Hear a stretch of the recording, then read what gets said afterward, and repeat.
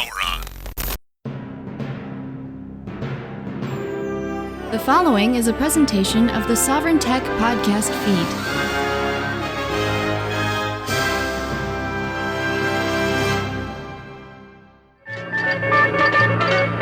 And now for another fast-breaking news story, we go to our roving reporter, The podcast, Sovryn Tech. Its host, Dr. Brian Sovryn.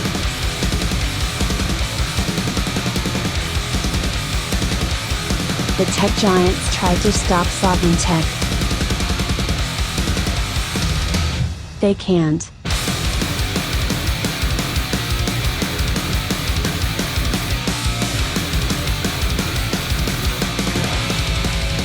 Nobody does it better. It is the man of tomorrow, Savzu, the rated R radio star, Dr. Brian Sovryn, here to give a little update. Something that I've mentioned many times over the decade run of Sovryn Tech, that, there's some subjects that you have to revisit. There are some, like 1 year you recommend using X, the next year you recommend using Y.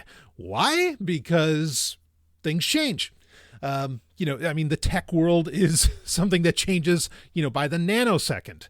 And while I think a lot of developers and engineers and certain brands of enthusiasts, which I would count myself in the number of a couple of those I just listed off, would like things to be a little slower, perhaps more stable. Let's get it right before we start, breaking windows. I didn't mean that to be a pun. I meant that to be, breaking glass. But breaking windows? Well, that partly inspired this episode. And I am going to include this in the Ultimate series, which we've been doing throughout 2021. While I had planned for a while to release an episode called The Ultimate Operating System, because, we covered like the Ultimate Messenger, a bunch of different ones. Okay.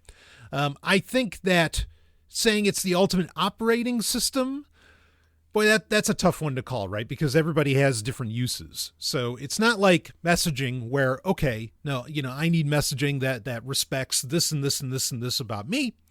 And that allows me to communicate, efficaciously. Okay, you can come up with one, I think, of those. And we did do that earlier in the year. Though, I think some people would be shocked by what I am using as my primary messaging app right now. And no, it's not Telegram or Threema or anything I've, discussed heavily in the past. But we're not here to discuss that. We're here to talk about what is the best Linux distribution, what's the best version of Linux to use today in, the waning months, the end of 2021.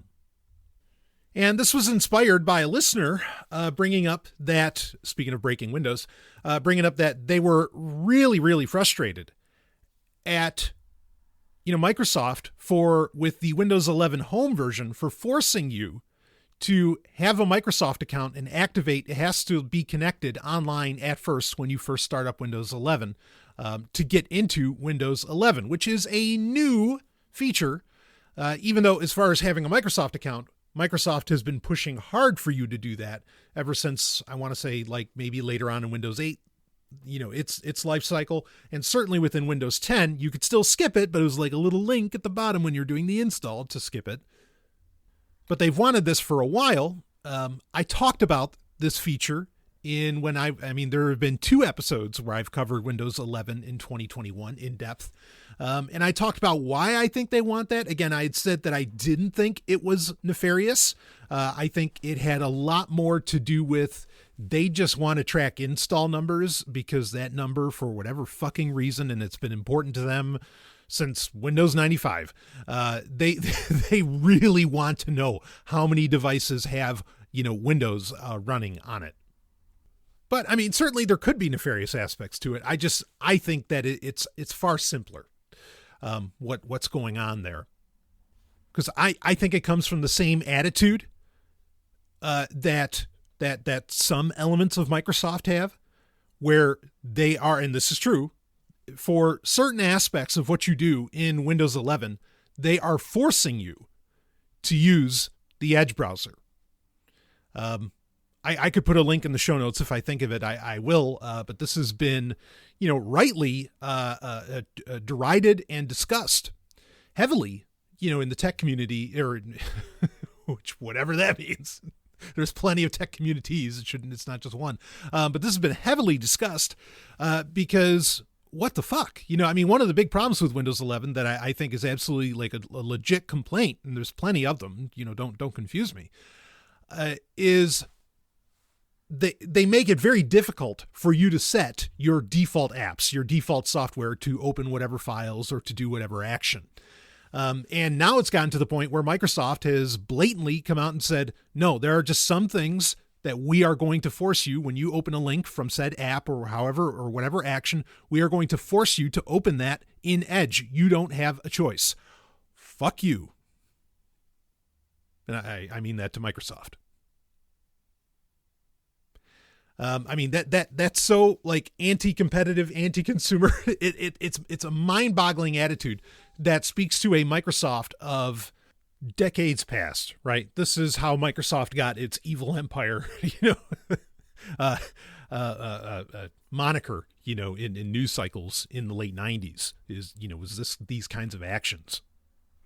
But even that, as anti-competitive and as anti-consumer as it is, like, I don't think that it's inherently a malicious action. I don't think it's something that has to do with taking away your privacy necessarily. Okay. I don't think it has any, what it has to, yes, it's taking away your privacy because it's logging you into Edge, and what are they doing with the data they collect from Edge? Sure. Okay. But I think their thinking is we need to show, numbers for usage of Edge, or, if we could just get people to see Edge, maybe they'd be like, well, hell, I'll use it. The sad part is that ever since Edge became Credge, it's become in my opinion, a genuinely great browser. Like, there are features in it unique to it, compared to other, Chromium-based browsers, that I think put it, that put it very high on the list of browsers as far as like what a consumer would have a great experience with. I think it's one of them. I put it above Chrome any day of the week, and it's available on Linux while we're speaking of Linux. But you fucked up here because, now that you're like forcing people, now the people that care, they're going to stop using it when maybe they started using it. Like, even on mobile, Edge was actually had some really, really cool features. It could read you stories. I know there's other apps that could do this, but again, folks, for security's sake, okay, remember, I always talk about this. Account minimalism and app minimalism. This can extend to extension minimalism. Okay. You want to install as few things as fucking possible to secure your device, and having a text to speech built into the web browser on mobile that could read the story to you is fucking phenomenal. Having an ad blocker easily built into an Android web browser, if it was iOS, different story, you could do it across the entire, operating system, or if you rooted in Android, look, I know, okay, you're listening to, who's talking here. Man, sometimes sometimes the emails I get, I can't believe it. They're like, because it's not like they're just saying, hey, in case you didn't know, it could be this. It's always like, well, what I do is I'd install Lineage. I know about Lineage OS. I've run whole courses where I showed people, like literal courses, people sitting in front of me when people used to be able to congregate together, and would tell them how to like install custom ROMs, be it Lineage OS or whatever was hot at the time. Holy shit, man. Anyway, I know, but that's like the nature of the tech community, right? That's the nature of it, is that everybody's wrong and everybody's got their hot take and whatever, blah, blah, blah. And one could argue I fall into that sometimes. But again, I do this, as I've said many times, I do Sovryn Tech because my opinions are not represented. I take pleasure in that apparently a lot of other people give a shit about my opinions or maybe share them. And that's why this show has so many listeners. Awesome, But man, like guys, I know what's going on. Anyway, Edge on Android was actually a pretty cool experience. And what I recommend Edge, no, because the anti-authoritarian in me is just like, oh, you tell me I have to use that? Well, fuck your mother. No way. But anyway, I do think that ultimately comes down to they have to show investors, they have to show the metrics of, our browser matters, or our operating system matters or whatever. And so they pull stunts like making, the system go online when you log in, force you to have a Microsoft account, force you to use Edge, at certain instances, etc. Again, I don't necessarily think it's malicious in like, this is the government coming after you, but I do think it's malicious to the consumer. Yes. Ultimately because it removes choice or it removes options. Now, I mean, it's easy to make a bullshit Microsoft account. Of course it is. The other part, or I should say the other option, if you buy the Pro version or, an enterprise version of Windows 11, you don't have to have a Microsoft account, but I do believe it still forces you to connect to the internet on startup. So it's bullshit straight up. I'm not arguing for it, nor am I defending Microsoft for a second. In fact, it's part of the whole reason we're doing this episode. So that conversation came up in the Telegram group. And it then led to, someone, talking about Linux and asking about it. And I said, it's like, I think it's time to do, a refresh on this, because in the past, and I want to say the last time I talked about what's the best Linux distribution might have been in 2019, maybe 2018. So it's been a couple years at least. At that time I would have just said, all right, if I remember the episode, I'm pretty sure, just as in previous years, for most of Sovryn Tech's history, I would have essentially just said install Ubuntu. And that's the end of the day. But as I said in the group, it's a conversation that deserves a lot more nuance. And I think people who, since Windows 11 and since Windows 11 has really, I think it's kind of been a failure. Like, I haven't had any issue. The machine that I have Windows 11 installed on, I haven't had a single issue with it. I mean, it runs, it's a machine that previously had Windows 10 on it. And I updated day one. Like, I did not wait for Windows Update to tell me, oh, it's ready for your computer now. I put it on right away. It's an Asus laptop. And I mean, I haven't had, as far as, technical glitches, as far as bugs, things like I haven't really run into any of that. Any problems I run into with this computer is really more, I think, the hardware, because I push this thing to its fucking limits. But granted, I run Start 11 on it. I did the right click registry, edit /hack, so that I could get my right click menu back. And this is an interesting, it's part of why I say that I think Windows 11 is a failure, is Microsoft is vocally coming out and saying, yeah, we might put some features back in, from previous versions of Windows. And I think the right click menu is probably going to be one of those. It's just not taking off, I don't think it solved the problem that they thought they had.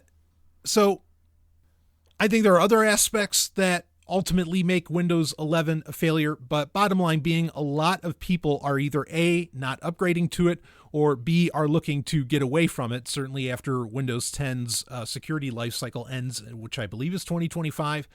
And I hear that. I mean, I got to tell you, the other day I was looking online, and I was wondering, what does a Skylake laptop go for right now? What's because I just want to install Windows 7 again.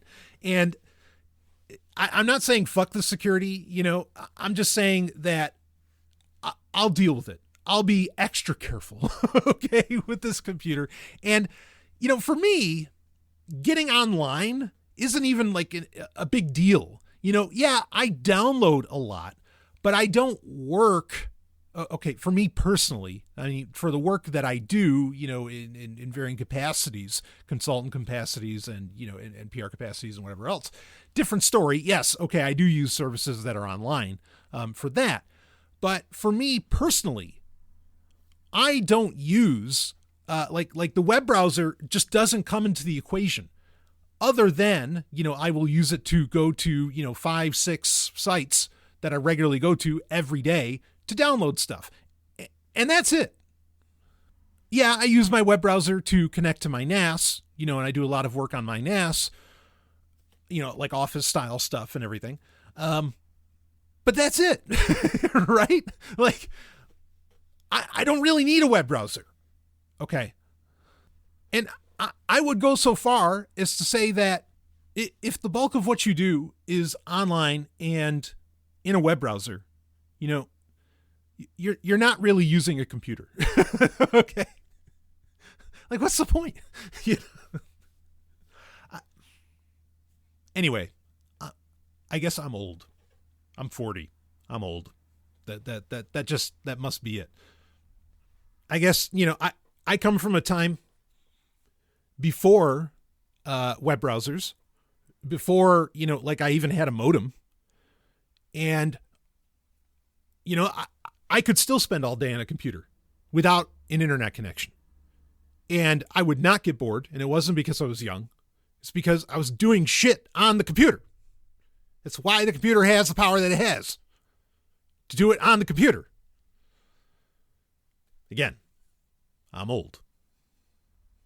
And that'll probably leak, that factoid will probably leak into some of my conversation around what's the best Linux distribution to use. Well, all of that aside, again, people, I think, are leaving Windows in droves. Some people are ironically going back to Apple because finally Apple is making good hardware again. As far as MacBooks go, I wouldn't speak to anything else. And like these devices have ports, because maybe you want to do something that's not online. Holy shit. And I get that, because a lot of people actually with Windows 10, a lot of people left Apple because they were tired of what Apple was taking away from the MacBook, right? And so they came to, some of them came to Windows. But that trend seems to be reversing for understandable reasons, and the M1 is impressive. Okay. I mean, let's call it. I'm not saying, that it's the greatest processor in history or anything like that, but I'm just saying it's impressive. And then I think there are other people who have finally had enough and they're saying, yeah, I'm going to start transitioning. I'm going to go to Linux, and bravo to you, for doing that. So if you're one of those that wishes to start dipping their toes into the Linux waters, or, it's been a while and you'd like to come back and say, yeah, I tried, Ubuntu some years ago but now I'm really tired of things and I want to take control of my browser. Now, this is for you. One thing I want to make clear here. Okay. And this is an important point. Linux, there are aspects of Linux that create the possibility for Linux to be the most secure operating system on the planet. I am not going to say that it is the most secure operating system on the planet, like out of the box. Okay. It is on the consumer level, a lesser target because it's lesser used on the consumer level. Enterprise. I mean, look, when you connect to Azure, or AWS or whatever, you're running Linux. Okay. Linux is the backbone there. Most of the world runs on fucking Red Hat. Like, that's the end of the story. Okay. So it's not like Linux isn't a hot target. It is. But here's the thing. Linux can have, well, maybe not as many, but can still have 0 days, can still have malware, can still have varying exploits and all this other jazz. Okay.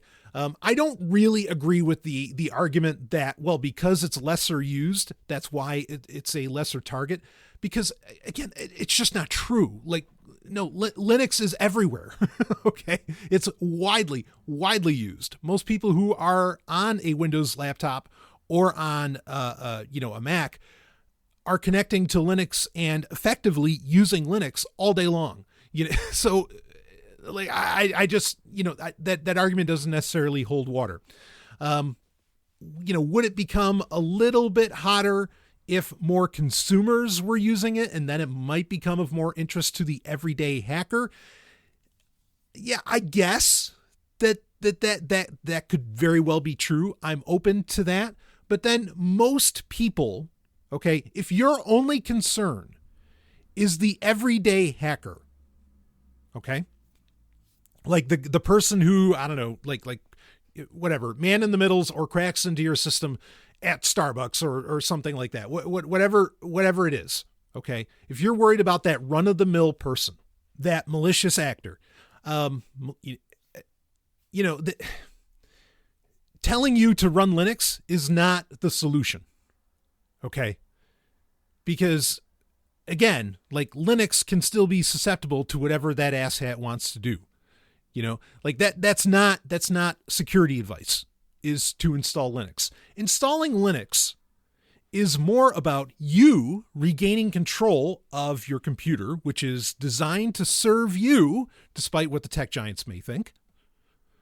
Okay. It's designed to serve you, and it allows you to do whatever you want to do and make your computer whatever you want it to do. And it's a statement against the tech giants themselves, saying, you don't get my data, you don't get my business, you don't get my whatever. Okay? I'm not going to allow that. That's why you use Linux. A few years ago, and for most of its history, yes, there was the statement of, no, open source development is the future. Open source development is the way to go. This is why I use Linux, because I'm going to make that statement. Well, again, you don't have to make that statement anymore. Open source won. Like, it just won. That battle's done. Okay. I've even talked to investors who they admitted in the past, or they had said in the past, that, oh, no, don't open source stuff. We got to have proprietary. That's how we're going to make our money, blah, blah, blah. Even a lot of those investors now are basically saying, oh, no, open source everything, right? Because now it's not about the code. It's about the data. It's about the data that code collects. So nobody, but that's not the only reason that open source won. It also won because that's the best way to keep all this shit afloat in an interconnected world. Okay. But we don't have to argue for Linux in that way anymore. Okay. Now there is an argument, again, because it is open source, it has the opportunity to be more secure. That doesn't mean that it is. There are problems, and we'll talk about it as we get into what's the best Linux to use at the end of 2021, going into 2022. Because I'm not going to say to you that somehow, Linux is perfect world, especially since there are, again, what's the best Linux distro to use? Now, they're all based on the Linux kernel, but these distros all have wildly different development cycles, different development philosophies, all kinds of different, there's lots of differentiators with them. Okay. So we can't, in fact, you're going to find out really there isn't just one best Linux to use. It depends on what you want to do with your computer. But that's the beautiful thing, is that we're getting back to, okay, what do I want my computer to do for me? And you get to choose that on an operating system level, which is unheard of in the Apple and Microsoft space. That's the real beauty here. And what is, I think, becoming more important for people who do actually do shit with their computer, instead of just check their email and whatever else. And not that I'm knocking that. You got to communicate, and there's the way the world works. And by all means, rock that. I'm not insulting you because that's all you do with a computer. Okay. But again, on that end, if that's all you're doing, like saying, well, install Linux. Yeah, I mean, that's not the market, right? But also, if that is all you do, you could easily use Linux today. So there's no real argument for not using Linux there either. Okay, so I'm not insulting anyone here. I'm just saying, if you want to get back to actually doing shit with your computer, you've got some options here, and we need to get into the nuance and discuss what is best for you. But if you're a newbie, like I said, also, we're going to talk about that. So I want to open up with, why do I no longer say just use Ubuntu? Ubuntu, over the past few years, they've had an interesting decade. Let's put it that way. And I feel that the company that maintains and develops Ubuntu, Canonical, they became victims of their own success. They became, especially in the late aughts, they became like the version of Linux. Like at least in America and certain other parts of the world. I think in Europe, really, I feel like the Ubuntu of Europe has, and I know I have lots of European listeners. You can correct me if you want. I feel like OpenSUSE would probably be, I think that's the really dominant Linux there. We'll talk about that. But Ubuntu really tried to become a consumer force, and they made it. I mean, some of it I applauded. Like, I thought Ubuntu Phone would have been great just because I wanted something to break up the monotony, in the smartphone space. And I love the idea, I mean, I know Samsung does this with Samsung DeX, but where, it could be your computer as well, right? You just plug it in and all that. I mean, great stuff. And of course, Windows 10 Mobile was trying to do the same thing with, what do they call it? Continuum. Anyway, it's not like some of these ideas weren't good ideas, but Ubuntu just tried to do too much too fast instead of really secure their fundamentals. I appreciate what they were trying to do by trying to dominate in the netbook space back in the day. All fine and dandy stuff, but then they started taking everything way too far, and they got away from the fundamentals. But now they're getting back to, okay, yep, we're going to use GNOME. We're going to use, blah, blah, blah, blah. But I feel like they got way too far away from the minimalistic, stock Linux experience, as it were. I mean, what is stock Linux other than Slackware? But you know what I mean? Like just that minimalist experience. And I know there are detractors of that. There are people who say, oh, no, the reason everybody isn't using Linux is because it is too minimalist, and people want their computers to ooh, ah, and whatever, shock and awe them, I guess. Obviously, again, I guess I'm old. Not to say that I can't be oohed and awed. I can, and I'll talk about that in a minute here. But Ubuntu just got too far away from being Linux. Now, that said, is it a great operating system for somebody who's very new to Ubuntu to jump in, or who's new to Linux to jump in and start using Linux by doing Ubuntu? Yeah, it still is great for that. I mean, it's dead simple to install now. A lot of the package manager, I mean, all that stuff is really, really simple.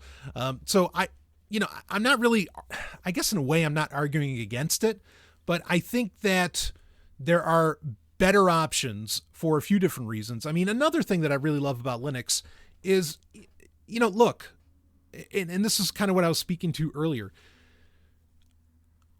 I think our computer, not that we shouldn't have powerful computers, we should, but our computers are infinitely more powerful than they need to be. The only reason our computers are why do we have, 16 gig of RAM? Why do we have quad core processors? Why do we have this? And I mean, for the consumer and even for a lot of the business people, why do they have that? Because what they're doing needs to look pretty, right? I've brought this up a billion times over the years on Sovryn Tech. Photoshop, right? Adobe Photoshop. There is no fucking reason that Adobe Photoshop should not work as well on frankly, a 1 gigahertz processor, like an old Pentium 3 of some kind, maybe, or whatever, a Pentium 4, if you want to go there, 2 gigahertz, fine, I'll give you that. And a gig of RAM. Like, there's just no reason, right? How much more can you do on whatever the latest whatever the latest version of Adobe Photoshop that's out there? How much more can you do on that than you could do in Photoshop CS2, which could run on the specs I just mentioned? What, Lightroom? Come on. Really? For the everyday person? Give me a break. Anyway, 4K video processing, don't even get me started on 4K and the bullshit, involved with that. Okay. Or even to get into the subject of the problem that everybody thinks they're a fucking movie star today. Fucking TikTok. Yeah, leave that kind of shit to your smartphone. Right? Anyway, there's no real purpose behind it. Now we could get into, how about this? Because when I've brought up that argument in the past, people would say, yeah, but how are we going to get to the peer-to-peer future if we can't, process blockchains and everything else and, run node software? And most people aren't running. Nobody's running nodes on MacBooks anymore. Nobody's running nodes. Maybe they are, but most people, now you have very dedicated, very specific hardware with purpose, with purpose in mind, built to purpose, totally different. You are not getting general purpose hardware meant to run that shit. And that's really my point, is that for general purpose hardware, we don't need 1/10 of the power that the average computer cells has. Just don't. And so one of the beauties of Linux for me has always been, and one of the reasons to use it has always been its ability to run on older hardware, essentially to make computers of, the past still relevant and not something that just gets thrown into a dumpster or, into a landfill. That is a great argument, an argument alone, to use Linux for anybody, in my opinion. I don't want to keep buying a new computer. I don't. Fuck it. Let me repair. Let's do, the framework, laptop style, the whole thing. Just not interested. So the sad part is that Ubuntu started to fall out of that, where it was an operating system that really could no longer run on older hardware. Like, it was losing that, it had some spit and polish, but it lost its speed and efficiency. And that's a shame. And the other problem here too, this speaks to a bigger issue. A big thing today is battery life for people with laptops. And I completely understand that. I'm with you. I want a computer, that can do 20 hours or, over 10 anyway. I'm totally on board with you with that and why that's a good thing and et cetera, et cetera. I'm here.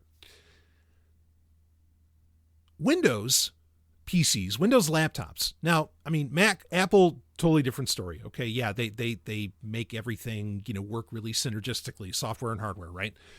Which I applaud them for.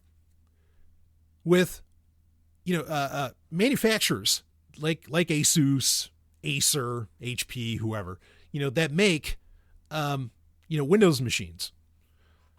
There is a lot of custom things, tweaks that they make, not to the hardware, to the software, that allows you to get better battery life. And they, work with Windows on the, or they work with Microsoft on this, to customize Windows to get the most out of the hardware that they're building and so on. And I'm not saying that that's a bad thing, but where it becomes a bad thing is those optimizations. When you bought that Windows laptop that you were going to get 14 hours out of it, as soon as you install Ubuntu or a Linux distro, or especially one that doesn't, take efficiency and, low resources and speed as an essential, suddenly your laptop can't even get 4 hours just because you installed Ubuntu on it. And it doesn't have all those optimizations that the manufacturer made for Windows itself.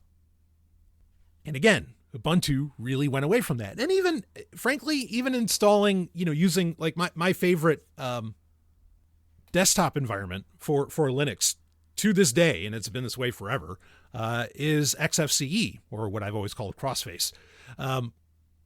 Even when I would use Xubuntu, which has XFCE, on it, it would still, the battery problem would still persist. I don't imagine LXD would do that much better, with Ubuntu or something like that. So it was just a part of Ubuntu becoming a resource hog. And that's part of why I can't really recommend it. The battery optimization issues is a whole other thing, unless you buy a laptop that has Ubuntu pre-installed on it. And, and there are companies that have done this. Even Dell offers, some of their mainstream hardware, or laptops with Ubuntu, pre-installed.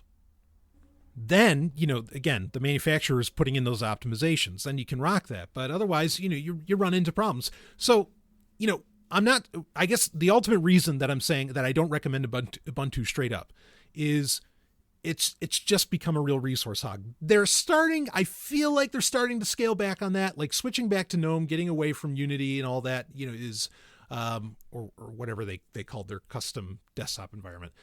Getting away from all that, like I feel like they're starting to go back in the right direction. So it's still one that I don't think you're going to hurt yourself by installing Ubuntu, with the caveats that I just mentioned. But I think there are better directions to go. There are other things worthwhile to look at. Now, believe it or not, I mean, and here's the thing too, again, part of the reason I also always recommended Ubuntu was that there was a company behind it that made money outside of a donation model. Not that there's anything wrong with donation models. Outside of a donation model or, any other nonsense. I mean, now Ubuntu made that deal with Amazon, which I think is horrendous. Okay. Years ago, but they made money based off of the tech support that enterprise users would request. Awesome. Like that's a great business model and I'm not kidding. Like it's a great business model to have. So Ubuntu again is still pretty ubiquitous. And there's actually an even easier operating system you can use, which is Linux Mint. Now, Linux Mint is Ubuntu based. Okay. It is very popular, arguably the most popular.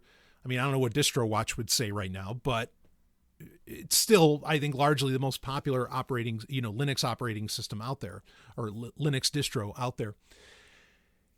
And it is easier to use. It does have a lot of advantages. It does take advantage of closed source drivers, and proprietary stuff, if you want it to. And, that's great. But again, my argument against Mint has always been, it's a very small development team. They have made some deals outside of a donation model or, a voluntary model where they're just volunteering to develop this, which again, I'm not knocking either.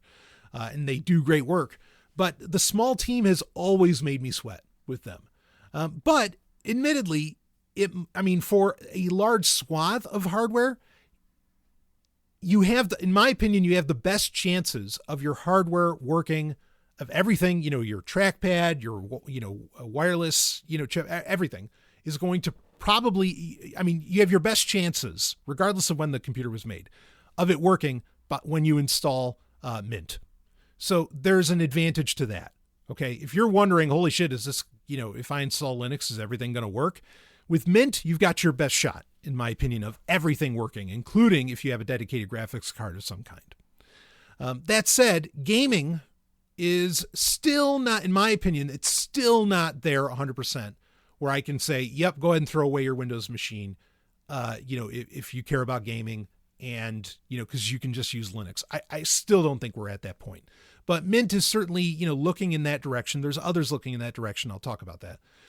But that's based on Ubuntu as well. So it has a firm foundation, no doubt. So Mint is also a great option. Again, if you're looking for something that also looks close enough, and granted there's different desktop environments that you can choose, with Linux. But if you're looking for something that's close enough to how Windows functioned, Mint is the direction to go. And it is dead simple to set up. It is dead simple to install, even simpler, I think, than Ubuntu. And you have a very high probability of all of your hardware working regardless of what the machine is.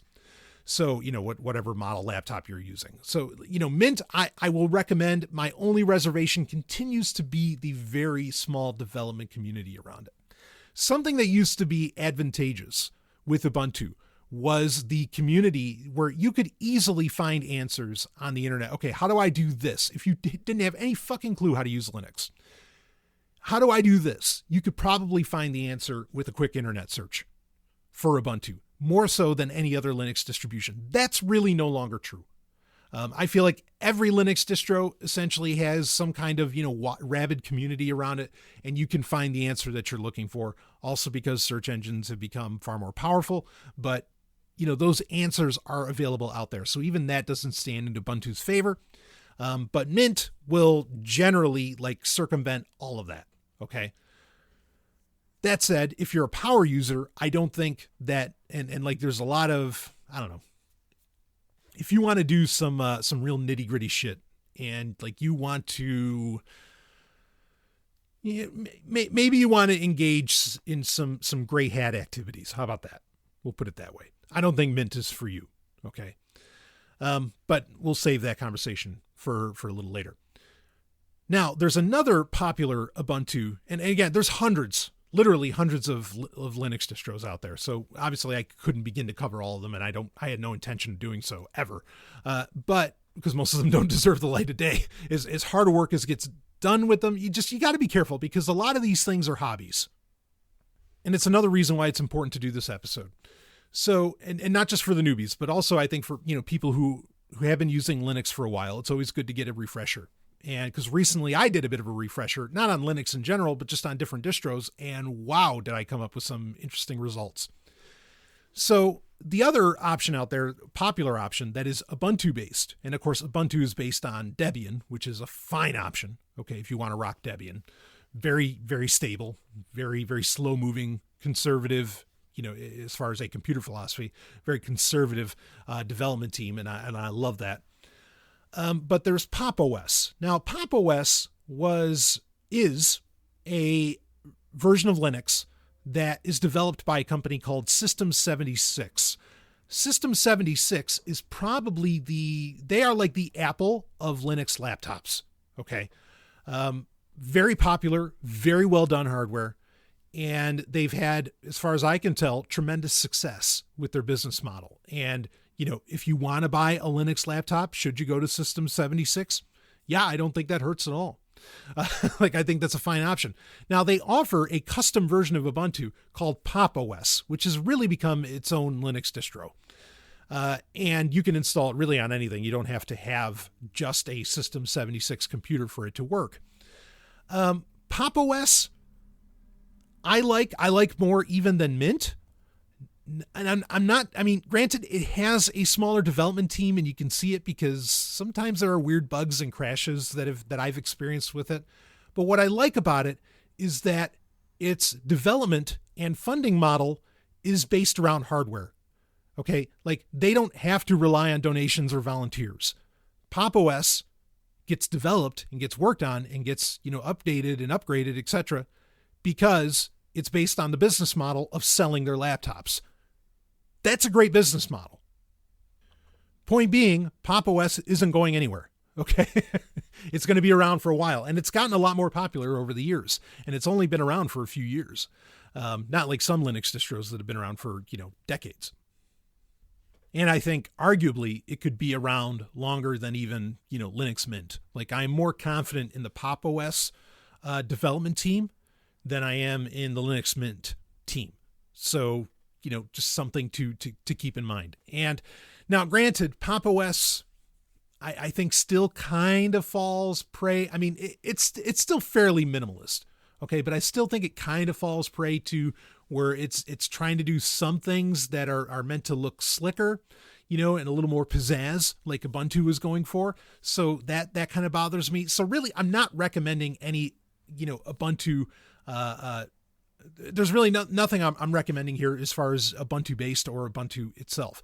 Again, if you're looking for the easiest experience, brand new, yeah, Ubuntu or one of its flavor, or an offshoot like Mint or even Pop! OS are certainly directions to, like that. That's probably going to be your best experience. Okay. That said, so that's more for the newbies, right? Now, if you're somebody who's, you're tech savvy, you're elite, right? We're going to use hackers terms. You're on. A, you probably don't need to listen to me about that, but B, you're probably using something based upon Arch. Arch Linux, of course, is phenomenal, has, grown exponentially over the years. It is a Linux distribution that gives you complete control of what you're doing. And when you are done installing Arch Linux, and this is not for the faint at heart, this is not for the newbies, okay? When you are done installing Arch Linux, you essentially have made your own distro, right? Because it's so customized to what you want when you go through that process. It's an absolutely beautiful thing. I take nothing away from Arch Linux at all. Again, I think that plenty of people, use it and they use it for, for that very reason, is that it is so customized. Now, unlike Ubuntu or even Ubuntu's, what Ubuntu's based on, which is Debian, unlike those, I don't think there are as many distros, offshoot distros that take advantage of Linux, that take advantage of Arch Linux. There's Endeavor OS, which that is essentially trying to do what Linux Mint does to ultimately Debian. They're trying to do that, but with Arch Linux as the base. I've used it. It works really well. I like a lot of what I see. So if you want Arch as your base, but you don't want to go through the process of Arch, Endeavor OS is certainly something worth looking at. Again, smaller team. I sweat a little about that. I'm not knocking the team. I think they're doing beautiful work. I hope I just expressed that. But is it going to be around for the long haul, which is something I always think about? Well, I suppose that could be up to debate. Arch Linux is going to be around, forever. Arch Linux feels like the new Slackware, even though Slackware is still heavily developed. And if you want to know Linux up and down, and you are ready for an adventure of getting a degree in computer science, using Slackware and installing Slackware Linux will get you that degree in computer science. Or at least you should have one. Phenomenal. I'm not knocking Slackware. I just said phenomenal. I think it's great. I've used Slackware in the past. When Ubuntu became a thing, I ended up kind of walking away from that. But for me, as far as Arch Linux goes, I think the most exciting thing coming out is Manjaro. And it's not like it hasn't been around for a little while. It has. Now, Manjaro has, I mentioned earlier how there are Linux distributions looking at gaming. Manjaro is one of those. Steam, Valve even recommends Manjaro. Now, it is Arch-based, which is amazing. I think they've even made a version of it for Raspberry Pi. We'll talk about Raspberry Pi in a minute. Manjaro is something that I think could supersede Linux Mint. Especially on the gaming front, like a lot of the the special bash scripts that they have during the Manjaro install that will get all the graphics drivers for you. That's some slick stuff. It being based on Arch, it has a very minimalist design. I think there are people who see that as, again, it seems like people see that as a negative for some reason. I think it's a wonderful thing, especially for a gaming PC. You want the operating system to be as lightweight as fucking possible. But then, again, different ideologies. Okay. If you want something that's going to handhold you, then yeah, maybe Manjaro's not necessarily the way to go, where everything is pretty and it just gives you this, ooh, yay, iOS experience or something, even though, come on, doesn't iOS look like shit these days? There's a beauty to it to some degree, but anyway, all right. I don't need to rip on Apple here. In fact, in a minute, I'm not going to. Another reason that Manjaro comes off as very minimalist is it uses XFCE as its stock desktop environment. Again, I applaud that. I think that's great. I really, really like Manjaro. And if I was going to use an Arch Linux, if I was going to use something besides Arch Linux itself, and I wanted to use something Arch-based, I'd be using Manjaro right now. Even though I think Manjaro has a weird package manager. And I'm not sure why they're using a custom, their own package manager. Maybe it's part of the gaming thing and they're looking in that direction. So they wanted to make their own, because I don't think they're using Pac-Man. Well, anyway, I know it still has to have Pac-Man because that's what Arch uses, but I think they use something custom. It's spelled like Pac-Man, but I think it's PAMAC, I think is what I was typing. Yeah. Anyway, odd choice. I don't know why they wanted to get, maybe there's some explanation for that. But I thought that was a little weird. It's not a deal breaker for me, and most people probably wouldn't notice, but I find that kind of odd, that they're using their, a custom package manager. Oh, well. Anyway, if you're looking at gaming, and you're not just using something that somehow uses SteamOS, I think Manjaro is well worth a look. For gaming and just in general. It really has a great minimalist design. It's very fast. I like it a lot. And it's based on Arch, which, a lot of people might prefer. Even though, Debian is still rock solid. And maybe people don't like the slow moving pace of Debian. I can appreciate it. If you're wanting to use something more Debian-based that isn't Ubuntu and Ubuntu-based, I used to use Antix. I really liked what Antix was doing. Again, small team. But they recently signed up with, with Mepis. And like they basically joined forces, and they're using, they started developing what's called MX Linux, which is really nice. I've taken a look at it. I haven't deep dived on it, but if you're looking for something, kind of fresh that uses that's Debian based, MX Linux, I think is worth a look.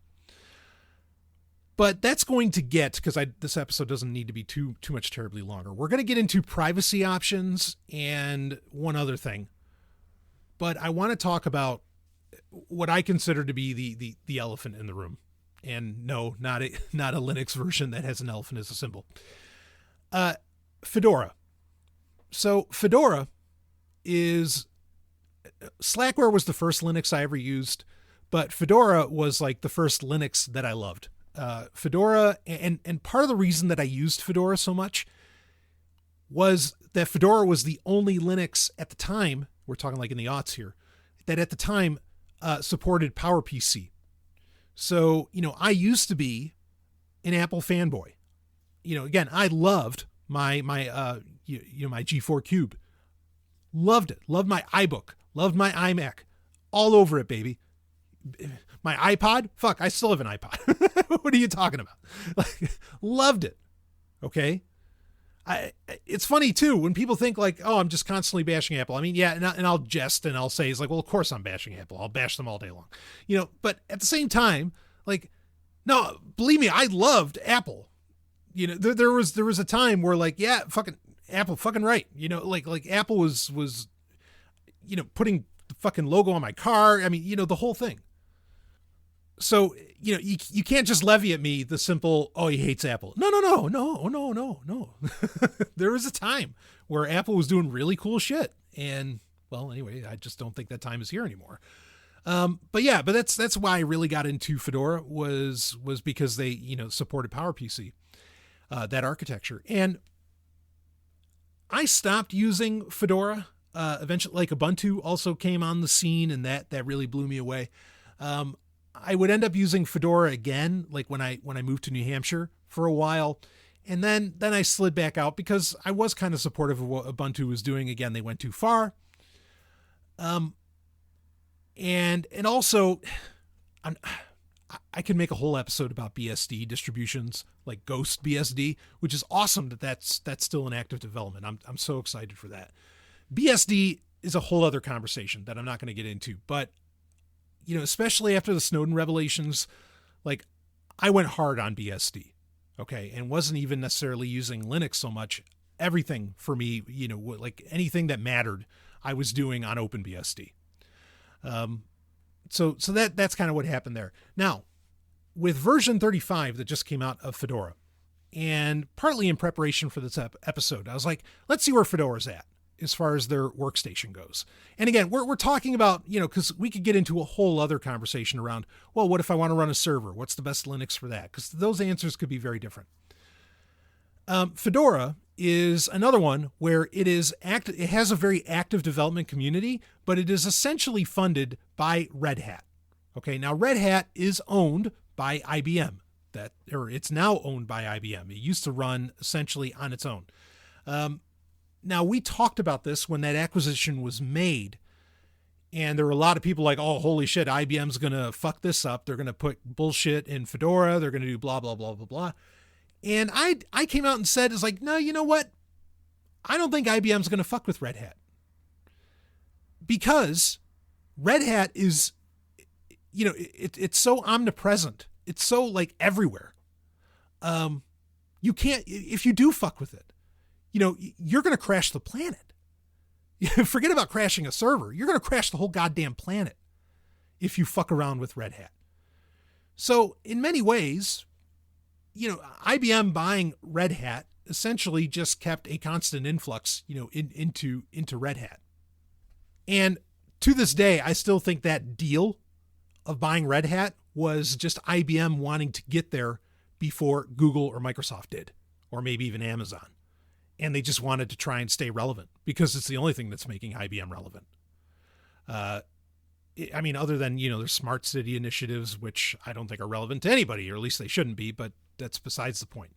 I don't think there was any harm in IBM buying Red Hat. It was just something that I think they felt they had to do.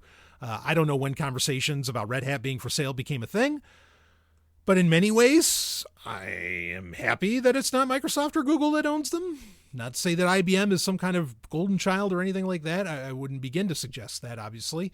But Red Hat is just operating as Red Hat does. And Fedora, takes advantage and is in some ways the test bed for what Red Hat wants to put into itself in Red Hat Linux.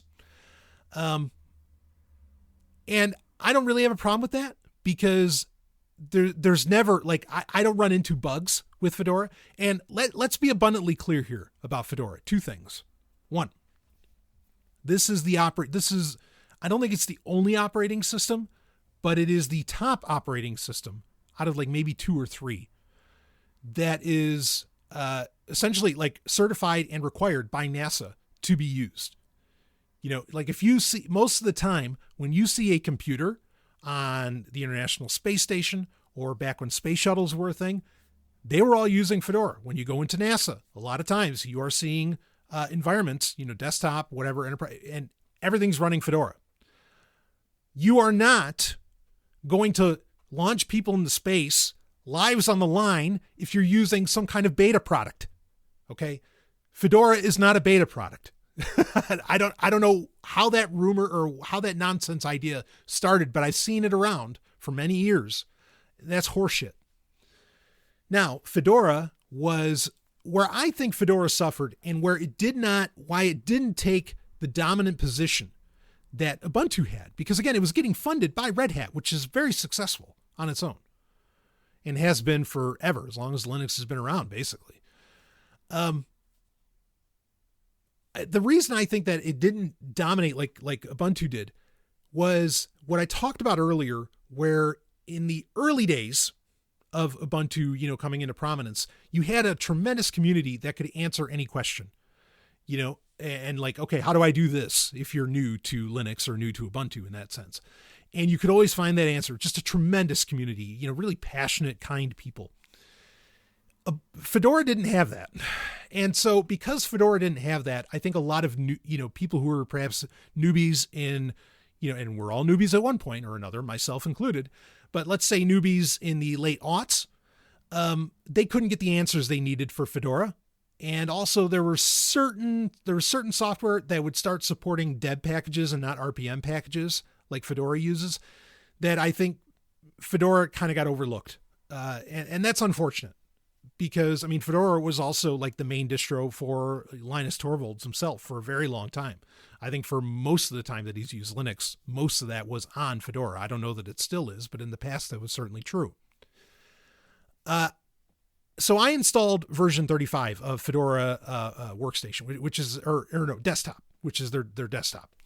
And holy shit, what an operating system. Or what a distro. Fuck them. What a great time coming back to Fedora. Man, it's like putting on old leather. I was blown away. And not only that, I was blown away. So they're using GNOME as their stock environment. Yeah, you can put KDE and all that stuff on here if you're into that. That's fine. But man, it's lightning fast. And some of the little gestures that they've made with touchpads, I think are genius.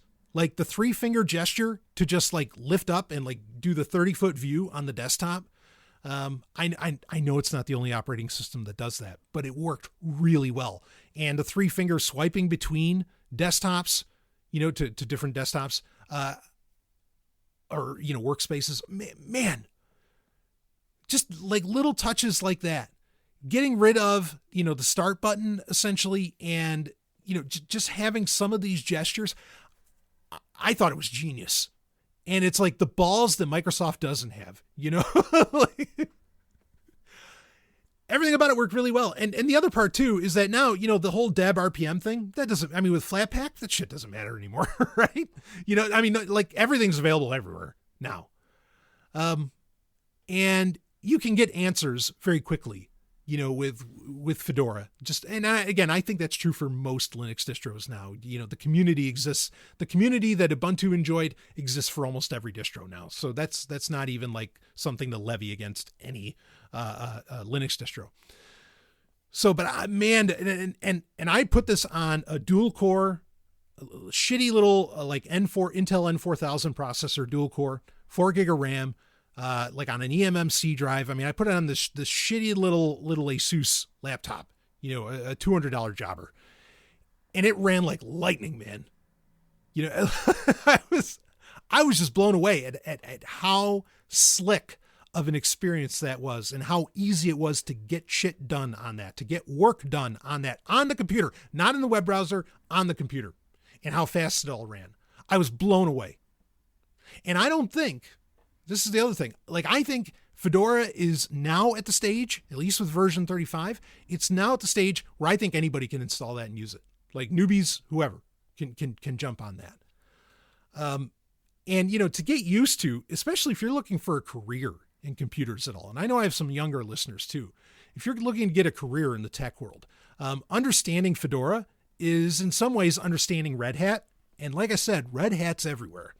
And so if you're getting a jump on the rest of your peers, if you understand this shit. And if you're, in my opinion, if you're using Fedora, just a brilliant presentation that I thought that they were bringing. I was newly converted. Like I put that on and I was testing it out, and I was blown away. It does not have the issues of running slow at all, even on really, really low end hardware. Just fucking flabbergasted at how great of an experience, how fluid of an experience that was. The one thing that might be different for some people is Fedora does not have you set up a user profile while you're installing it. It has you set that up after you've already, after you've done the install, after you've gone through the install process and you're first logging in. I like that. I think that's fine. User profiles in Linux are more of a security thing than anything else. It's not like a Microsoft account, though it does give you the option, like Ubuntu does, to log into your Google account, your Microsoft account, or your like Nextcloud account as soon as you log in, which is nice. But yeah, I like that a lot. Just a goddamn stunner. I was amazed. I still think RPM packages are better than anything else. But again, like I said, Flatpak and everything else, nobody cares anymore. Snap, nobody gives a shit about that stuff, it seems. And the battery life I was seeing was touching 10 hours on an older machine that again, that battery has seen some wear. That's impressive. On a newer machine that really, is power efficient, and it's not just a Windows trick, I would be amazed to see what the battery life would look like on it. Just incredible. I was really blown away by Fedora. In some ways, at the end of all of this that I'm talking about, Fedora is my top choice. What gets top marks in 2021 and into 2022? I'm giving it to Fedora right now. Just stunned.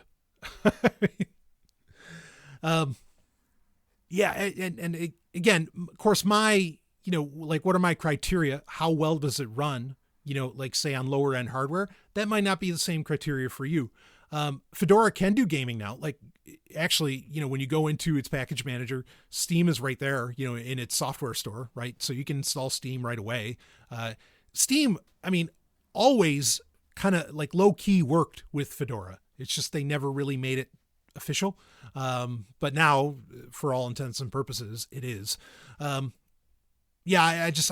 loved it. Absolutely loved it.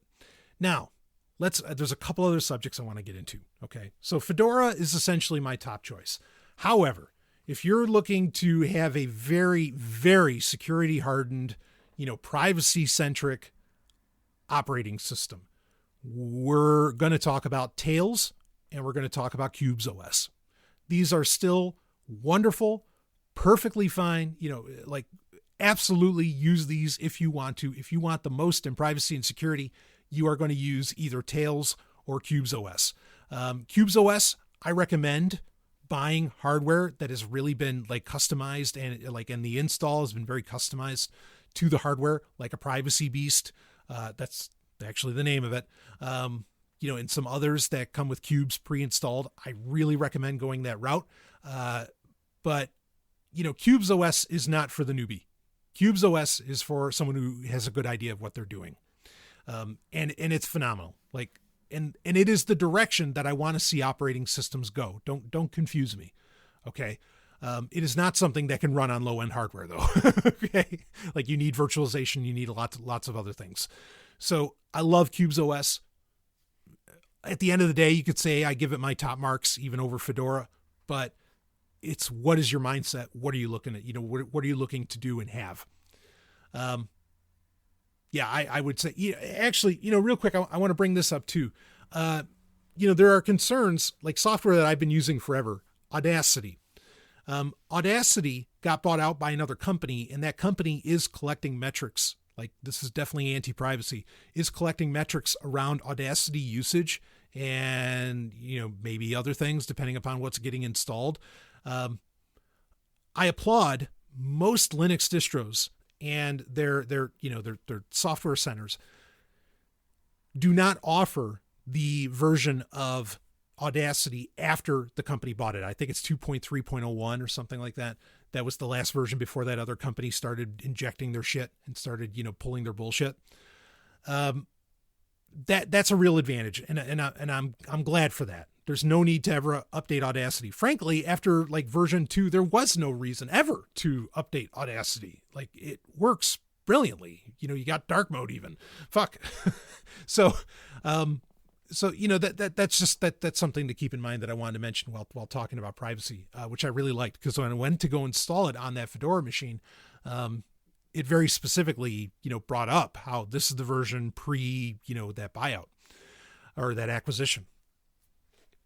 So anyway, Cubes OS, phenomenal. Tails OS is Debian based, and it's one that I think everybody should just have a Tails OS flash drive because it generally runs off of, you really have to trick things to make it work full time on a laptop. That's really not its purpose.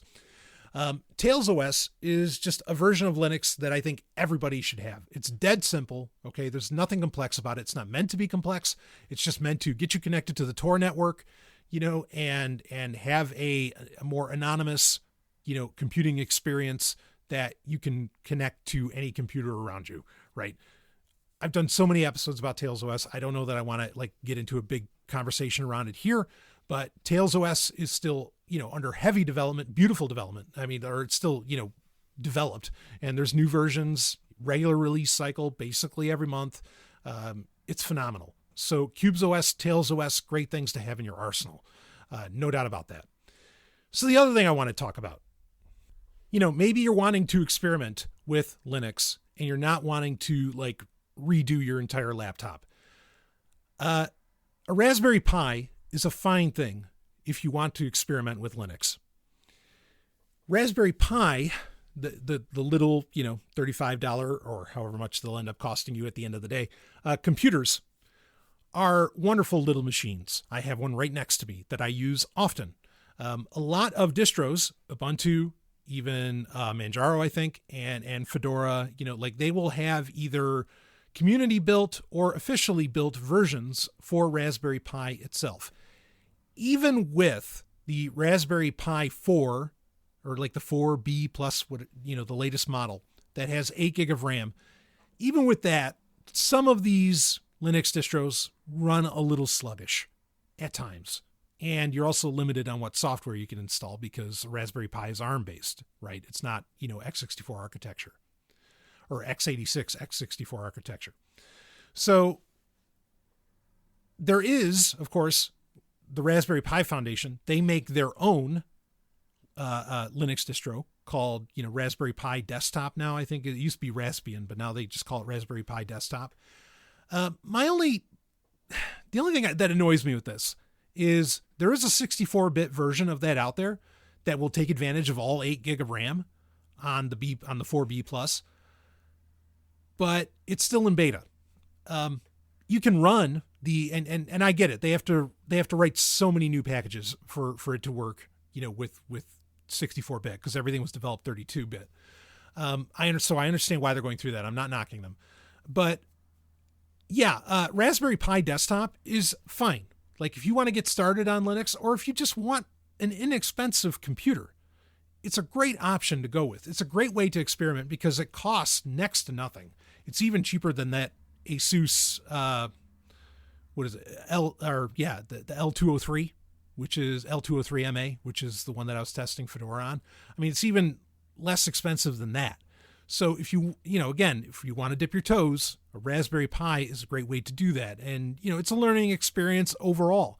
But Raspberry Pi Desktop has come a pretty long way, and I think it does very well for general computing, and for some development as well. So I want to applaud that team there for making something that's not just hobbyist anymore. It's fairly full-fledged. But at the end of all of this, I want to wrap this episode up. At the end of all of this, do I recommend taking a second look or a first look at Fedora.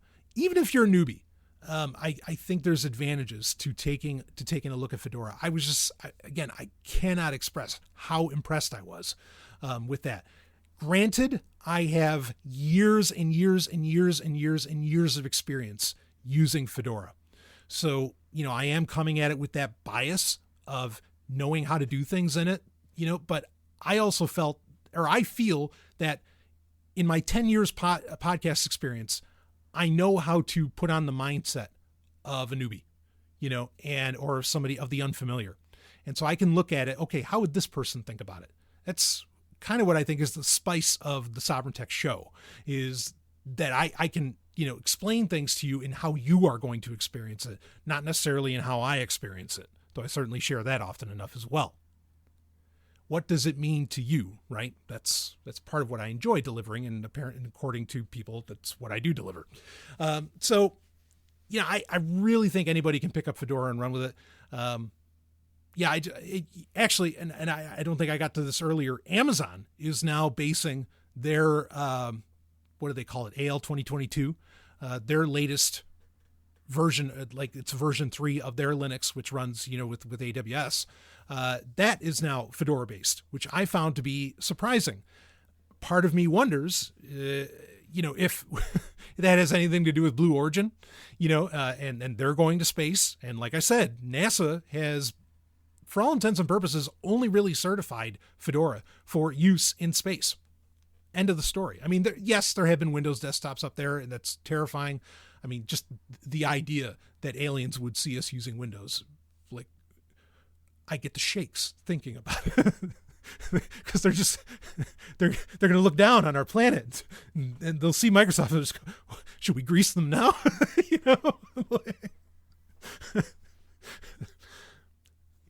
Just saying. So I don't know if that has anything to do with it, but maybe Fedora's time has come.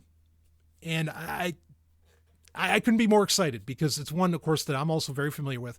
But I really, really had a great time using it, and especially on such low-end hardware. You may run into, we'll caveat it, you may run into some, where it might not recognize certain hardware.